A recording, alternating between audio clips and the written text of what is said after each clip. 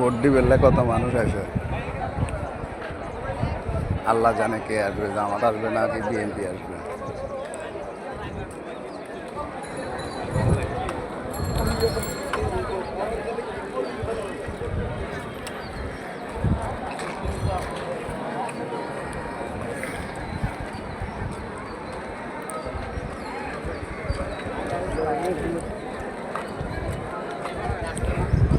বড্ডি বেলা এত কষ্ট করে মানুষ ভোট দিতে হয়, সিরিয়ালে দাঁড়ায় রয়েছে।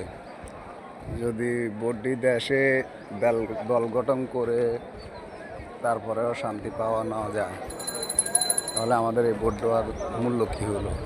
এত কষ্ট করে রোদে পুড়ে সিরিয়াল দিয়ে ভোট দিলাম, যদি শান্তি না পাই।